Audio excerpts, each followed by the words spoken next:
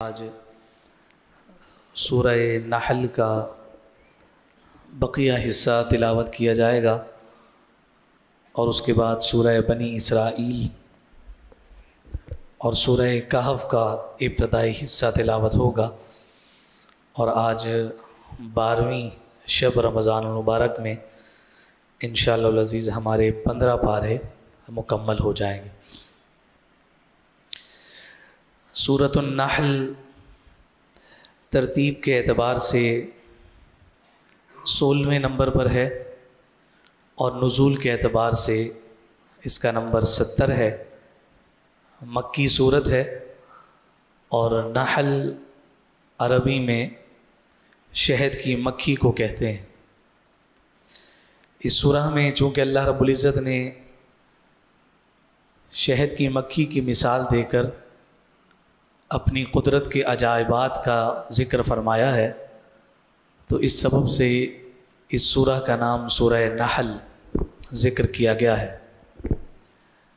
شہد کی مکھی بھی عام مکھیوں جیسی ایک مکھی ہے، لیکن وہ اللہ رب العزت کی عطا سے اور اس کے حکم سے کچھ ایسے محیر العقول اور حیرت انگیز کام سر انجام دیتی ہے کہ انسان کی عقل اس معمولی سی مکھی کے کاموں کو دیکھ کر عقل انسانی جو ہے وہ عاجز آ جاتی ہے۔ چاہے اس مکھی کا اپنے رہنے کے لیے چھتا بنانے کا عمل ہو یا پھر اجتماعی طور پر وہ مکھیاں رہنے کے لیے آپس میں ذمہ داریوں کی تقسیم کریں، یا پھر وہ دور دراز علاقوں سے مختلف پھولوں سے رس کو چوس کر ایک جگہ جمع کرتی ہوں، تو فرمایا کہ ان کا یہ سارا عمل اور پروسیس انسان کی عقل کو ورطہ حیرت میں مبتلا کرتا ہے۔ اس کی چند مثالیں ذکر کی جاتی ہیں کہ آپ کو کسی بھی شہد کی مکھی کا کوئی اگر چھتا نظر آتا ہے تو فرمایا کہ کم سے کم اس کے اندر جو باکسز ہوتے ہیں وہ 20,000 ہوتے ہیں۔ ایک معمولی سا جو چھتا آپ کو کسی بھی درخت کی ٹہنی پر لٹکے ہوئے نظر آتا ہے، اس کے اندر جو خانوں کی تعداد ہے وہ 20,000 سے پلس ہوتی ہے۔ اور دلچسپ امر یہ ہے کہ وہ جتنے بھی باکسز ہوتے ہیں وہ سارے کے سارے مسدس ہوتے ہیں، یعنی 6 کونوں والے ہوتے ہیں، ہیگزاگون ہوتے ہیں۔ ہر چھتے کا وہ باکس نہ صرف 6 کونوں والا ہوتا ہے بلکہ اس چھتے کے جتنے باکس ہیں سب سائز میں سیم ہوتے ہیں، بالکل مائنر سا بھی ان کے اندر ڈیفرنس نہیں ہوتا۔ تو انسان اگر اسی کو تصور کر لے کہ اللہ نے اس مکھی کو کتنی قدرت اور کتنی پرفیکشن عطا کی ہے، تو جس رب نے اسے پرفیکشن عطا کی ہے وہ رب کتنا پرفیکٹ ہوگا، یہ اس کی قدرت کا مظہر ہے۔ اسی لیے شہد کی مکھی قرآن کا مضمون بنا ہے، اور قرآن کا مضمون بن کر وہ مکھی انسان کو ہدایت دے رہی ہے کہ تو اشرف المخلوقات ہے، تیری نظر میں میری حیثیت کیا ہے کہ تو اپنے دونوں ہاتھوں میں مجھے مسل کر رکھ دیتا ہے، میری تو کوئی حیثیت تیری نظر میں نہیں ہے، مجھے رب نے اتنے کمال عطا کیے ہیں، تجھے تو ویسے ہی اشرف بنایا ہے، تجھے کتنے کمال عطا کیے ہیں۔ فرق اتنا ہے کہ انسان اپنے آپ کو پہچاننے سے عاجز ہے، اور وہ پہچان ہی نہیں پا رہا کہ اس کو اللہ رب العزت نے کتنی اچھی تخلیق بنایا ہے۔ لقد خلقنا الانسان فی احسن تقویم، اسی لیے فرمانا کہ من عرف نفسہ فقد عرف ربہ، کہ جس نے اپنے آپ کو پہچان لیا گویا اس نے رب ذوالجلال کو پہچان لیا۔ اللہ رب العزت نے انسان کی ذات ہی میں اپنی معرفت کے پیغام رکھے ہیں، لیکن کوئی سمجھنے کی کوشش کرے۔ پھر اس کے بعد فرمایا کہ جب یہ چھتے بنتے ہیں تو پھر اس کے اندر ڈسٹریبیوشن ہوتی ہے، حصے کیے جاتے ہیں۔ ان میں سے چھتوں کے کچھ باکسز کو جو ہے وہ شہد کو جمع کرنے کے لیے گودام کے طور پر استعمال کیا جا رہا ہوتا ہے، اور پھر کچھ ایسے ہوتے ہیں کہ ان باکسز کو باقاعدہ میٹرنیٹی ہوم کا درجہ دیا جاتا ہے کہ جہاں پر ان مکھیوں نے جنم دینا ہے مزید مکھیوں کو، تو میٹرنیٹی ہوم کا باقاعدہ پورا انتظام اسی ایک ہی چھتے کے اندر موجود ہوتا ہے۔ شہد کو جمع کرنے کے لیے الگ اسٹور ہے، اور پھر جو اضافی اور زائد یا فضلہ چیزیں ہیں ان کو اسٹور کرنے کے لیے الگ سے گوداؤن بنایا جاتا ہے۔ اور فرمایا کہ پھر اس چھتے کی بھی ایک ملکہ ہوتی ہے، وہ اس چھتے کی ساری نگرانی کرتی ہے، اس سلطنت کی وہ ملکہ ہے، اور اس کے حکم پر سارے احکامات تقسیم ہوتے ہیں، اور وہ ہر ایک کی نگرانی کر رہی ہوتی ہے اور وہ ڈیوٹیوں کو تقسیم کرتی ہے۔ چھتے کے دروازے ہیں، ان دروازوں پر باقاعدہ دربان کھڑے ہیں۔ فرمایا کہ مکھیاں انہیں بغیر چیکنگ کے اندر جانے کی اجازت نہیں دیتی ہیں، اور جو مکھیاں اس رس کو چوس کر لانے پر مامور ہیں تو ان کی ایک دلچسپ بات یہ ہوتی ہے کہ جو مکھی جاتی ہے اور کسی بھی پھول میں سے جب وہ رس کو لے لیتی ہے تو اس پر ایک پراپر ایک کراس کا نشان لگا دیتی ہے کہ میرے بعد جو ٹیم آئے گی کہیں آ کر دوبارہ اس میں سے کریدنے نہ لگے، یہاں سے تو میں رس لے جا چکی ہوں، وہ کہیں اور تلاش کرے، یہاں کا رس میں لے جا چکی ہوں، کہ آنے والے لوگ آسانی حاصل کریں کہ وہ اپنی ڈیوٹی کہیں اور سر انجام دیں، یہاں کا خزانہ میں لے جا چکی ہوں۔ اور پھر انتہائی اہم بات جو اس سورہ نحل میں ذکر کی گئی اور شہد کی مکھی کی خصوصیت میں ذکر کیا گیا، اور جو انسان کے لیے بہت بڑا پیغام ہے، فرمایا کہ وہ مکھی کے جو وہ پھول کا رس چوس کر آ رہی ہے، اگر رستے میں جاتے ہوئے یا آتے ہوئے اگر وہ کسی غلط جگہ بیٹھ گئی ہے، کسی بدبو کی جگہ بیٹھ گئی ہے، کسی غلاظت پر اگر بیٹھ گئی ہے، تو فرمایا کہ وہ جو دربان کھڑے ہیں مکھیاں، وہ اس کو اندر نہیں جانے دیں گے، کہ تیرے مال میں اور جو تو لے کر آ رہی ہے اس میں ملاوٹ ہے، اور تجھے اجازت نہیں تھی ملاوٹ مال لے کر آنے کی، تیری جرت کیسے ہوئی کہ تو ایسی جگہ بھی گئی کہ جہاں پر بدبو تھی، غلاظت تھی، اور وہاں سے تو اپنے ساتھ وہ غلاظت لے کر اس چھتے میں آنا چاہتی ہے۔ فرمایا کہ وہ جو یہ جرم کرتی ہے وہیں اس کو قتل کر دیا جاتا ہے، اس کو مار دیا جاتا ہے، کہ ملاوٹ کی کوئی چیز اندر داخل نہیں ہو سکتی۔ اب دیکھیے مکھی جو ہے نا، مکھی شہد کی، وہ شہد بناتی ہے خالص، وہ شہد خالص بناتی ہے، لیکن جو انسان اس کو بیچ رہا ہے وہ اسی خالص کو غیر خالص کر دیتا۔ کیا ہمیں ڈوب کر مر نہیں جانا چاہیے؟ کیا ہمیں اپنے اوپر کف افسوس نہیں ملنا چاہیے کہ انہوں نے تو اس اپنی ڈیوٹی کو اتنا سر انجام دیا کہ کوئی اگر یہ معمولی سی بھی حرکت کرے کہ کسی غلاظت پر بیٹھ کر وہ اندر جانے کی کوشش کرے تو اس کا سر تن سے جدا، اور وہی خالص شہد، وہ تو اپنی ڈیوٹی پوری کر کے شہد تیار ہے، اب حضرت انسان اسے اتارتا ہے، اور اتارنے کے بعد یہ بھی نہیں کہتا کہ میں نقلی شہد بیچ رہا ہوں، جھوٹ بول کے کہتا ہے کہ یہ خالص شہد ہے، اور جھوٹ بول کر اس کو بیچ رہا ہوتا۔ اللہ کی تخلیق کے ساتھ کتنا بڑا مذاق، کتنا بڑا جھوٹ یہ حضرت انسان بولتا ہے۔ یہ اگر انسان اس پر غور اور فکر کرے تو شاید اس کو راتوں کو نیند نہ آئے، لیکن افسوس یہ ہے کہ ہمارے احساس کے جو مادے ہیں وہ بالکل مردگی کی کیفیت کو ہیں، کہ وہ احساس کے جذبات ہی ہمارے وساوس سے اور ہمارے حواس سے اٹھ چکے ہیں۔ اللہ رب العزت ہمیں اس پر غور و فکر کی توفیق عطا فرمائے۔ پھر اللہ رب العزت نے سورہ نحل میں ہی مزید کچھ اپنے عجائبات قدرت کا ذکر فرمایا ہے، خاص طور پر چوپایوں کے حوالے سے ذکر فرمایا کہ جس میں ہم نے تمہارے لیے مختلف منافع بینیفٹس رکھے ہیں، اور وہ اپنے مالک کے لیے فخر و جمال کا باعث بھی ہوتے ہیں۔ یعنی کوئی شخص ہے کہ جس کے پاس اگر بھینسوں کی تعداد زیادہ ہوتی ہے تو پھر وہ فخر کے ساتھ کہتا ہے کہ میرے پاس اتنا مال ہے، لیکن یہاں اللہ رب العزت نے فرمایا کہ ایک طرف خون بہہ رہا ہے، دوسری طرف جو ہے اسی جانور کے جسم کی غلاظت ہے، اور ان دونوں کے درمیان سے اللہ رب العزت تمہاری ضرورت کے لیے دودھ کی شفاف نہریں بہاتا ہے. بتاؤ یہ اس کی قدرت کی عجائبات نہیں ہے تو اور کیا ہے؟ کیا کبھی دیکھا کہ کسی جانور بکری یا بھینس کے تھنوں سے دودھ نکالا گیا ہو تو اس کے دودھ کے ساتھ گوبر باہر آ گیا ہو، یا اس کے دودھ کے ساتھ خون کی کوئی آمیزش باہر آ گئی ہو، الا یہ کہ اس کو کوئی زخم ہو؟ وگرنہ وہ صاف شفاف دودھ، خالص دودھ جو اللہ نے اس جسم کے اندر، اس جانور کے جسم کے اندر پیدا فرمایا، اور اس جانور نے اسی طرح سے خالص دودھ حضرت انسان کو دیا، اور پھر اس نے وہ خالص دودھ لیا. 1 کلو دودھ کے اندر اس نے 3 کلو پانی ملایا، ھذا من فضل ربی لکھ کر بیچتے ہوئے نظر آتا ہے کہ یہاں خالص دودھ فروخت کیا جاتا ہے. بتائیے یہ انسان کہاں کھڑا؟ اور پھر انسان یہ کہے کہ جناب میں اشرف المخلوقات، مجھے تمغے پہنائے جائے،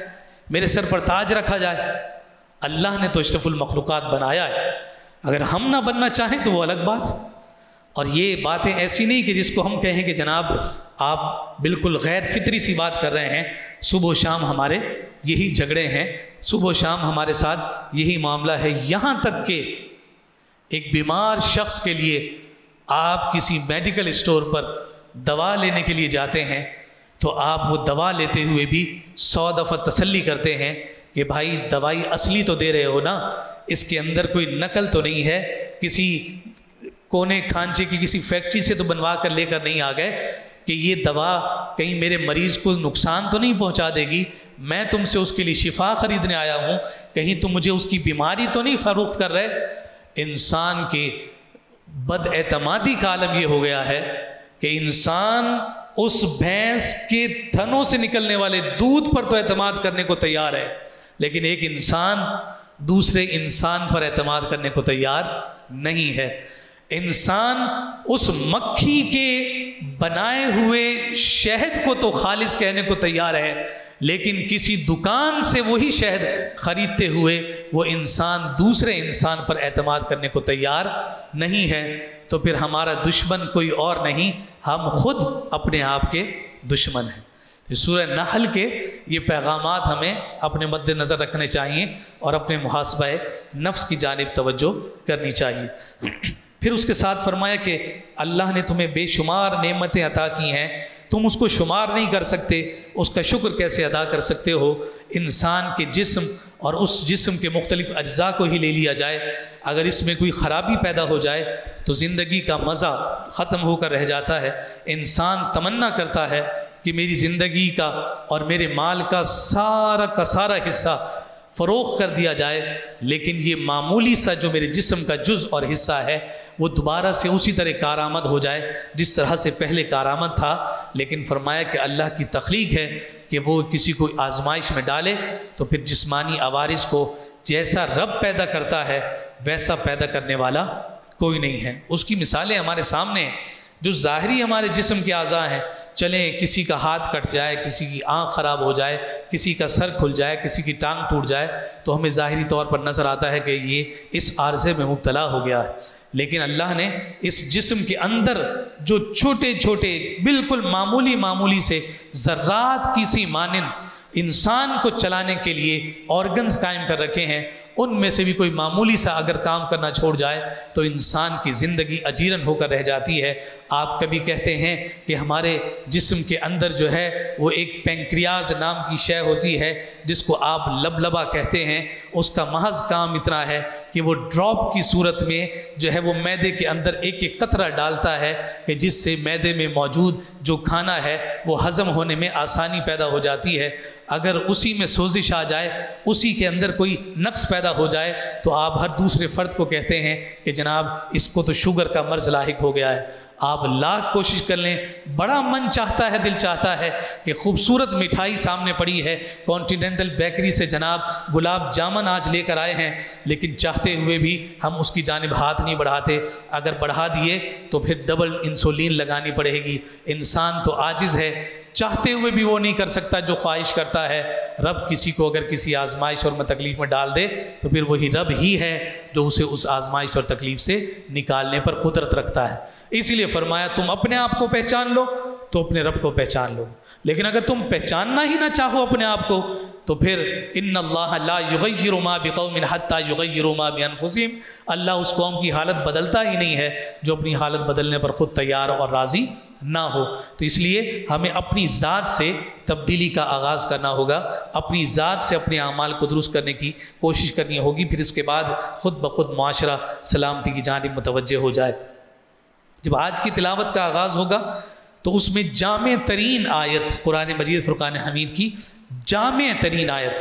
یعنی جامع ترین آیت سے مراد یہ ہے کہ گویا اس میں مضمونوں کی انتہا کر دی گئی، ہر اعتبار سے کامل آیت ہے، اور اتنی کامل آیت ہے کہ جس کے بارے میں حضرت عمر بن عبدالعزیز رضی اللہ تعالی عنہ نے اپنے دور خلافت میں یہ قائم فرما دیا کہ جمعے کے دن جب خطبہ دیا جائے گا تو اس خطبہ دیتے ہوئے اس آیت کو ضرور تلاوت کیا جائے۔ ان اللہ یأمر بالعدل والإحسان وإیتاء ذی القربى وینہی عن الفحشاء والمنکر والبغی۔ اللہ رب العزت نے اس آیت مبارکہ میں 3 چیزوں کو کرنے کا حکم دیا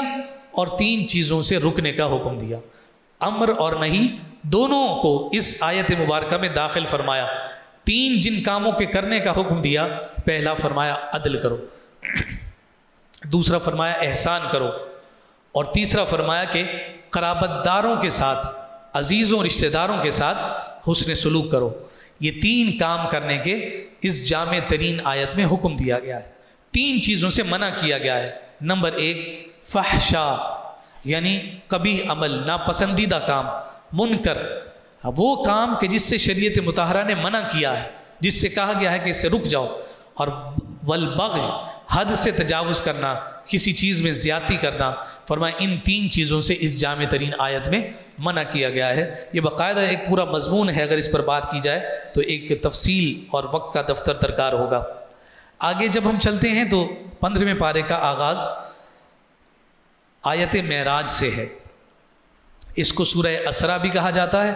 اور سورہ بنی اسرائیل بھی کہا جاتا ہے۔ سورہ اسرا اس کو اس لیے کہتے ہیں کہ اس کے ابتدا ہی میں اسرا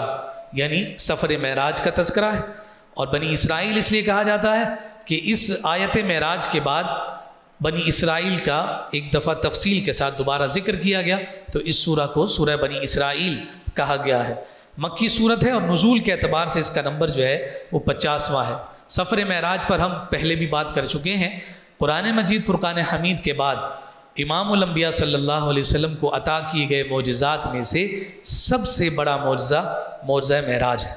اور یہ بات اظہر من الشمس ہے اور بالکل واضح ہے، اور اس پر اتفاق ہے کہ یہ معجزہ جو معراج کا سفر کی صورت میں حضور علیہ الصلوۃ والسلام کو عطا کیا گیا، حضور علیہ الصلوۃ والسلام نے یہ سفر حالت بیداری میں فرمایا ہے،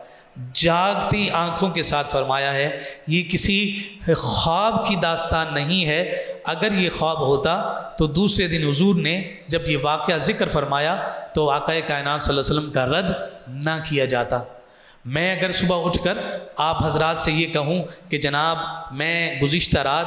پاکستان کا وزیر اعظم مقرر کر دیا گیا ہوں، تو ندیم صاحب مجھ سے پوچھیں خیریت ہے، میں کہوں گا ہاں، خواب میں نے اپنے آپ کو پرائم منسٹر ہاؤس کی کرسی پر دیکھا ہے۔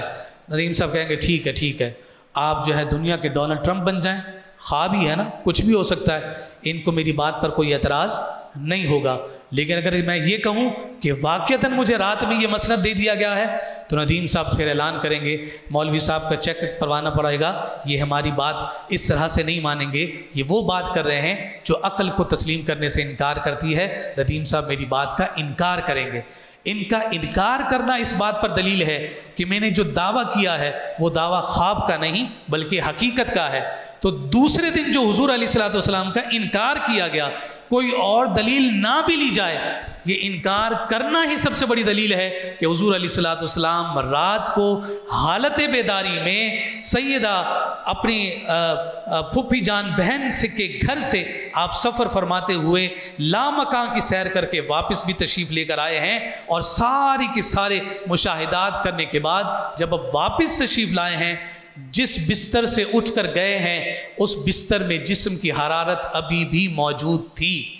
جس جگہ سے جس پانی سے وضو کر کے تشریف لے گئے وہ پانی ہاتھ کے لگنے کی وجہ سے اس میں جو حرارت پیدا ہوئی تھی وہ اب بھی موجود تھی. دروازہ کھولتے ہوئے جو کنڈی ہلی تھی وہ کنڈی بھی ابھی تک ہل رہی تھی کہ اتنا طویل سفر کر کے حضور واپس بھی تشریف لے کر آ گئے. کوئی یہ کہے کہ عقل نہیں مانتی کہ یہ سفر ہو سکتا ہے, ہم جواب دیتے ہیں کس نے کہا ہے کہ عقل کو مناؤ؟ ہم تو کہتے ہیں یہ معجزہ ہے. معجزہ ہوتا ہی وہ ہے کہ جو عقل میں نہیں آتا.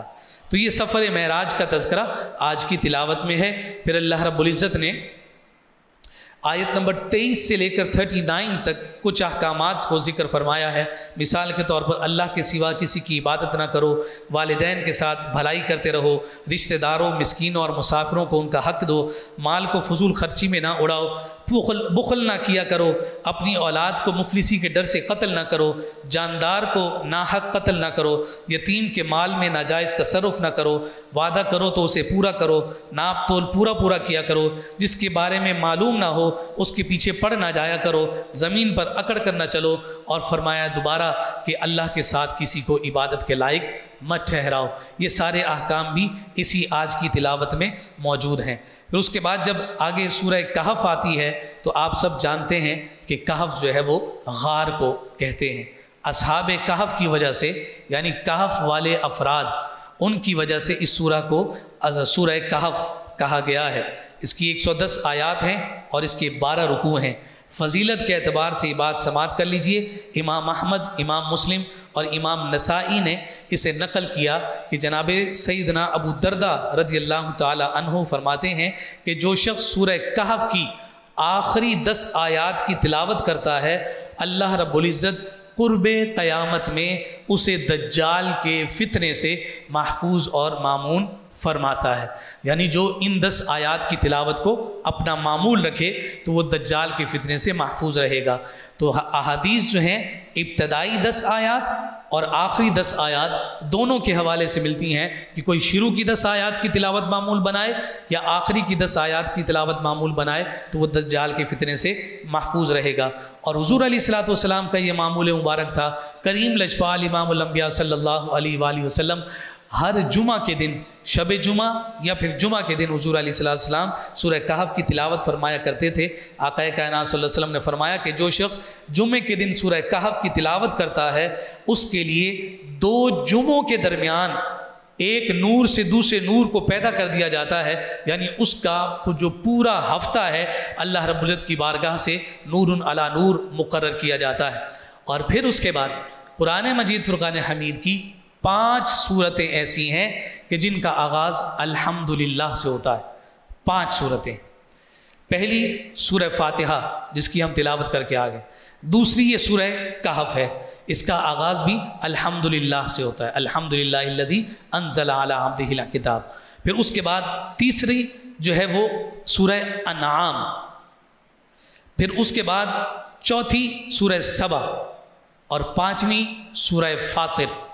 سورہ انعام بھی ہم 7ویں پارے میں تلاوت کرائے ہیں. الحمدللہ الذی خلق السماوات والارض. اور اب اس کے علاوہ اب جو 2 باقی رہ گئیں وہ 22ویں پارے میں آئیں گی اور ان کا آغاز بھی الحمدللہ سے ہوتا ہے. اصحاب کہف کا واقعہ آپ حضرات اس سے بخوبی آگاہ ہیں کہ وہ اپنے ایمان کو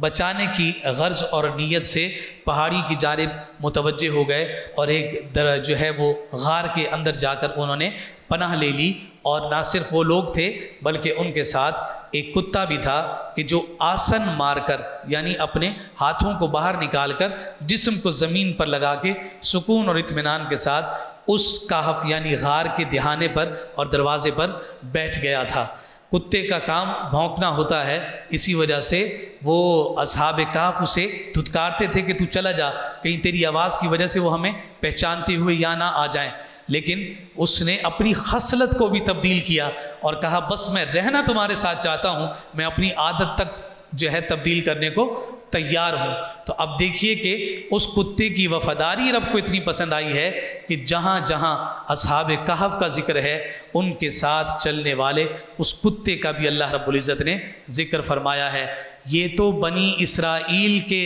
نبیوں کے دوست اور ولی تھے کہ جنہوں نے اپنے ایمان کی حفاظت کی, ان کے ساتھ کتا بھی جڑ جائے تو اللہ اس کا ذکر قرآن میں کر دے تو پھر کوئی دوست اس امت کے ولی کہلائے، اس مصطفیٰ کی امت کا کوئی ولی ہو اور کوئی ان کے ساتھ محبت کرے، تو بتاؤ جو کتا محروم نہ رہے تو اللہ کے دوستوں سے محبت کرنے والا مسلمان رب کی رحمتوں سے کیسے محروم ہو سکتا ہے؟ تو یہ سورہ کہف اور اس کی پوری تفصیل، اور اتنے محبوب تھے وہ اللہ کے دوست رب کو کہ وہ اگر آرام کر رہے ہیں 300 سال سے زیادہ وہ سوئے ہیں، وہ آرام کر رہے ہیں، اور قرآن کہتا ہے کہ سورج دائیں اور بائیں ہوتا ہے صرف اس لیے کہ کہیں ان کی آنکھ نہ کھل جائے، کہیں یہ لوگ بیدار نہ ہو جائیں۔ اور پھر اس کے بعد جب وہ بیدار ہو کر پرانے 300 سال پرانے سکے لے کر کھانے پینے کی چیز لینے کے لیے جب جناب وہ مارکیٹ جاتے ہیں تو وہاں پکڑے جاتے ہیں کہ جناب اتنا پرانا تمہارے پاس مال کہاں سے آیا، یہ سکے تمہارے پاس یقیناً کوئی خزانہ تمہیں ملا ہے، اتنا پرانا تم نوٹ لے کر اور سکے لے کر آئے ہو۔ تو انہوں نے سارا کہا کہ بھائی ہمیں تو خبر نہیں، ہم تو سوئے تھے اور ایک دن یا آدھا دن سوئے ہیں، بھوک لگی ہے تو ہم تو روٹی لینے کے لیے آئے ہیں، ہمیں کیا خبر کہ کتنا وقت گزر گیا۔ اس وقت کا بادشاہ دعا کرتا تھا، مولا میری رعایا مرنے کے بعد دوبارہ اٹھنے کا انکار کرتی ہے، ان کے لیے کوئی انتظام کر دے۔ پہلی سورہ بقرہ کا واقعہ وہ یاد رہے، یہاں رب ذوالجلال نے پھر اہتمام فرمایا، تمہیں یہ شان بھی دکھاؤں گا کہ میرے دوستوں کا مقام کیا ہوتا ہے، تمہیں یہ بھی بتاؤں گا میری قدرت کا مظہر کیا ہوتا ہے۔ انہیں 309 سال کے بعد بیداری بھی عطا کروں گا، اور اس بیداری کی برکت سے پوری قوم کے عقیدے کو درست کرنے کا انتظام اور اہتمام بھی کروں گا۔ یہ کسی اور کے بس کی بات نہیں، میں رب ہی ہوں، ان اللہ علی کل شیء قدیر، جو ہر ممکن شے پر قادر ہے اور تمہاری ہدایت کا ہمیشہ انتظام کرتا رہتا ہے۔ تو یہ اصحاب کہف کا یہ خوبصورت تذکرہ ہے۔ پھر اس کے بعد آگے جناب موسیٰ اور خضر علیہ السلام کے واقعے سے ہماری تلاوت کا کل آغاز ہوگا۔